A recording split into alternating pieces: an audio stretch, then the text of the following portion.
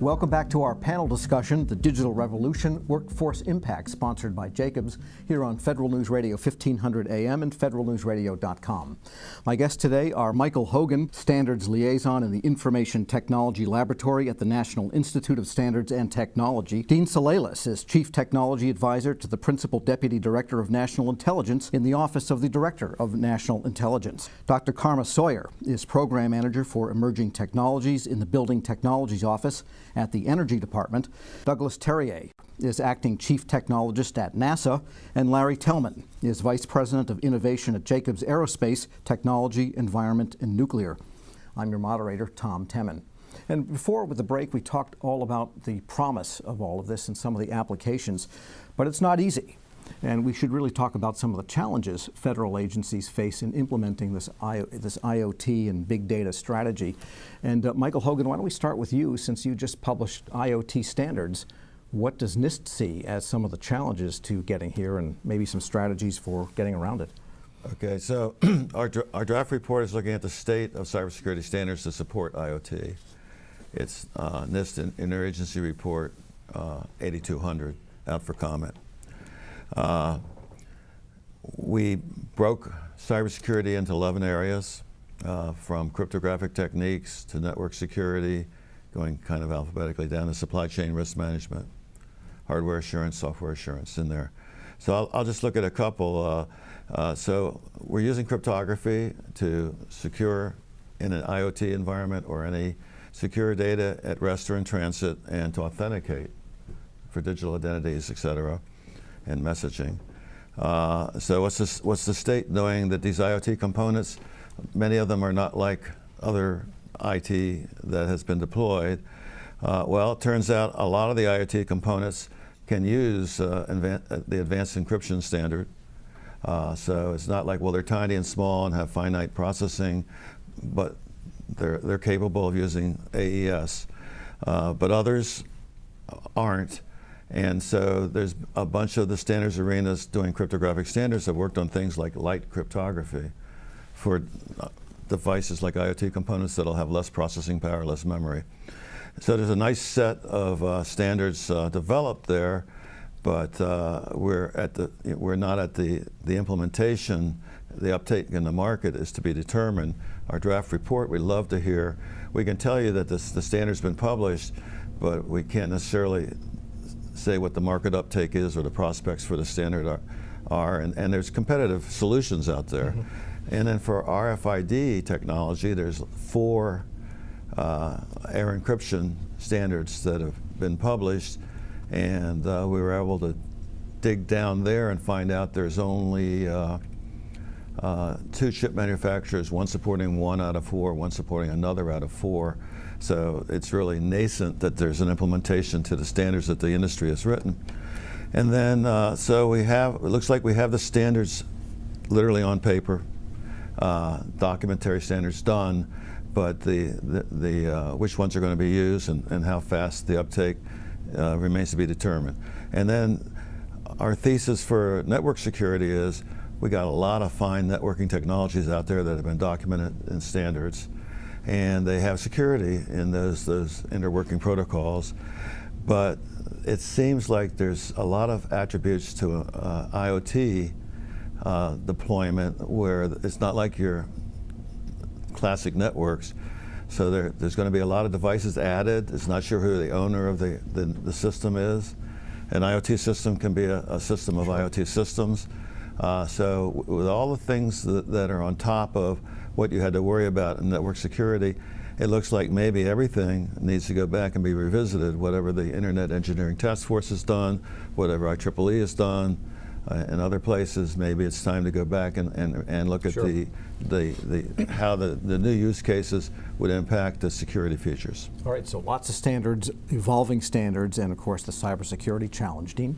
Yeah, what Michael just described is really important, right? Because this is a lot like the beginning of the internet.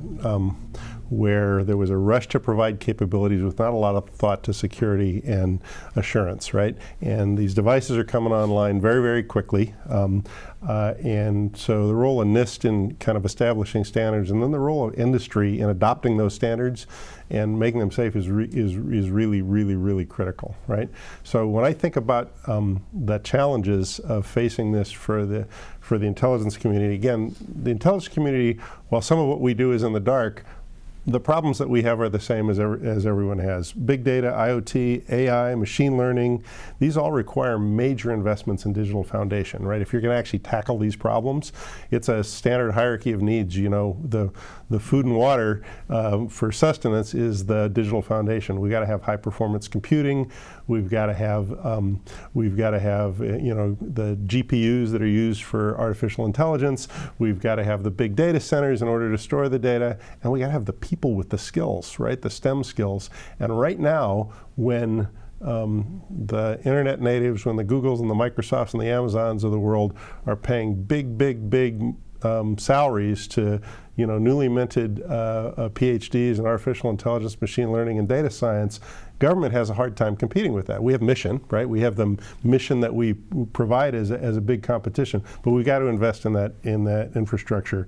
We've got to have cloud computing and big data infrastructures. We've got to have the capability to do advanced analytics. We've got to have, you know, the modern era is all about data, right? They talk about data as the new oil. I think it's the new oxygen, right? It's everywhere and pervasive, and we need to understand it better, and we need to label it. We need to do better crowdsourcing of the data. We need to get that ground truth in data. And then it's even more important that we invest in our people. We've got to provide opportunities for them to get more technologically sophisticated, in the intelligence community in particular, because we, you know, require security clearances, you know, and half of the people in our colleges and universities are foreign students. We've got to really reach out to attract the U.S. students and make it an attractive place to work. So those are what I think the So the challenges we combination have. of people, technology, storage, and standards. Larry Tellman, when you deal with agencies across the board, what do you find to be their pain points? It's an interesting challenge, both from the government agency as well as our commercial markets. The conversation around data is absolutely at the heart of all this. The data is more valuable to our clients than the oil in the ground, for example, or the mission that you're trying to conduct.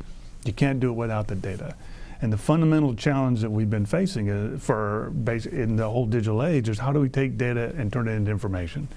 And that is really driven by the client's problem sets that you all have that are somewhat unique, but there are some common elements around cybersecurity and just the volume of data. The opportunities for us to provide those solutions really gets back to understanding the problem sets that you're dealing with. If it's a building and the energy around the consumption of a building, what better than the architects and the engineers that designed the building to help put those sensors and devices in there? When you're talking the intelligence community, what better challenge individuals to find those nuggets in that buried data than Intel analysts themselves? And combining our expertise in the domains that you all represent and in the technology is where we find the answers to most of those challenges. And you're absolutely right. Today's difficulty in hiring people isn't going to get any easier for agencies and for any organization. It's really going to get down to, can you change fast enough to operationalize the data and the technology that's available today? And right now we're not. We can't continue to organize ourselves into the traditional time waterfall schedule, for example. We're going to have to evolve into an agile environment where we can try things, we can experiment, we can fail and learn and move on where the consequences allow for that. And clearly in man-rated missions to space and some of our critical infrastructure, nuclear and chemicals, the consequences of failure are so great you really have to be careful. But taking where you can and evolving in an agile environment and developing those solutions helps both the organization to operationalize what they are attempting to deploy, our people to learn and become creative and grow in an environment that that really cherishes those new ideas, and then really gets back to the problem. Understanding the boundary conditions and the nuances of a problem, make those answers, those solutions more effective. Okay, and Douglas, I was thinking too that at NASA that must really come into play. You know, Michael mentioned the supply chain issue and the data generated there. And as NASA becomes more dependent on commercial partners for some functions that were very basic to NASA itself in an earlier space era, I imagine that whole data flow from what your partners are doing, because it's going to be NASA astronauts sitting on top of these things at some point, must really come into play as a big data issue and a cultural issue. Yeah, it's difficult to overstate how disruptive this entire thing is going to be across the board in every field. And certainly, as you mentioned, with our operations now expanding from what typically was a very government, maybe more government controlled, to now involving international. Of course, there was 15 international partners today in International Space Station. We anticipate expanding that in the coming years, as well as our commercial partners that are coming on board with capability. And each of those, again, has to be treated as a node on the internet of operational capability. So, you know, I think the challenges that my colleagues here have raised are exactly on point. Just the idea of understanding the various, there is this sort of Wild West approach to this where the market's being flooded with these devices at an enormous rate. Really appreciate the work NIST and others are doing to try to get our arms around those standards, because there's just a plethora of protocols of wireless communication standards that are being used. And in order to take full advantage of this, the key here is to be able to integrate all those devices and all that data, and to be able to mine that to get the information and the decision aids that decision data that we need. And that's going to require for us to really understand how to integrate across what are really various platforms, various protocols right now. We're doing inside NASA, what we're doing to get our arms around that is we've set up a Internet of Things lab where in a controlled environment we can kind of try out some of these techniques to both monitor the wireless comm among these various devices, so we can understand you know, what works in our environment and how to better interface these, and we can understand the vulnerabilities before it's deployed into the wider system. So we're trying to do that in a controlled environment and then adapt that across. And that goes for understanding what our vendors are using and our commercial partners and so on. And so we're truly trying to experiment with that in a controlled environment before we fully integrate it into the full operational picture. But I think the opportunity, the challenge is certainly pretty steep, but the opportunity is just overwhelming. If I could give one example, one of the things that it's pretty obvious when we say, you know, we can make physical heating and cooling and operating of test stands, in our case and so on, work more efficiently. Of course, there's the challenge of different kinds of jobs, different kinds of skills are going to be needed to really, you know, take advantage of that environment. And I think Dean said it, you know, really getting our pipeline vectored around those kind of skill sets is one of the big things that's really in front of us. And that relates to what Dr. Sawyer was saying before the break. You have a whole new paradigm, if you will, pardon the expression, of how buildings operate and the savings available. So is it I mean, there's a cultural issue here. Who owns and operates the building? Is it the facilities department? Is it the IT department, or someone far away that's got 25 buildings at their console that they can control on their iPad? Yeah, I mean, you really hit the nail on the head, and I have to agree wholeheartedly with what the rest of the panel has said so far. This is both a technical challenge. I mean, all the things that Dean highlighted on the foundational technical needs in the intelligence industry sound a lot like the ones I would identify for buildings, and they're not the ones that traditional building scientists and building engineers would have in their skill set. We're looking here at control systems that are integrated with enterprise IT systems now. And that makes compelling economic sense for you to go out and talk to building owners. It makes it easier to get a building energy management system when it's tied into the rest of the enterprise system, but that leads to security issues. And so these are hard things to get your arms around, and they're not things that our people necessarily are skilled in.